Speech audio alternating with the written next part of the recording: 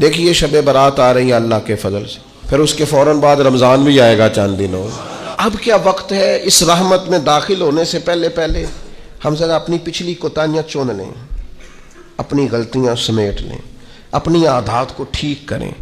نبی پاک علیہ السلام کثرت سے روزے شعبان میں رکھنا شروع کر دیتے تھے۔ ایک رات ہمیں پہلے مل جاتی ہے شب برات کی، لو بھائی اسی پہ رج کے استغفار کر لو، معافی لے لو نا شب برات پہ، اور پھر رمضان سارا تم خیر سمیٹتے رہنا، پھر تم نفع جمع کرتے رہنا، یہ تم پیچھے سے بیلنس کر لو نا شب برات کی رات، اور جو رمضان آئے گا پھر وہ سارا خیر کٹھی کریں گے، خیر سمیٹیں گے، نیکیاں جمع کریں گے، اپنے لیے سامان کریں گے۔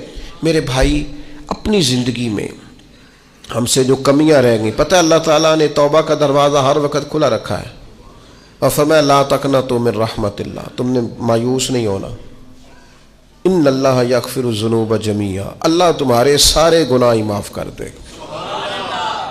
کرنے کا کام یہ ہے کہ چلو آج سے ہی صحیح، چلو ابھی سے صحیح۔ بہت ضعیف العمری میں بڑھاپے میں آ کے بھی لوگوں نے خیر کا رستہ اختیار کیا تو اللہ کی رحمت نے آگے بڑھ کے استقبال کیا۔ چلے کسی وقت بھی، کیا کہتے ہیں، صبح کو بھولا شام کو گھر آ جائے تو بھولا، چلو گھر تو پہنچ گیا ہے نا، اپنے گھر آ گیا، اب کہاں بھولا ہے۔ تو اپنی کوتاہیاں، اپنی غلطیاں، برے بندے نو لبن ٹریا جگ تے ملیا نہ کوئی، اپنے اندر چاتی پائی تے میتھوں برا نہ کوئی۔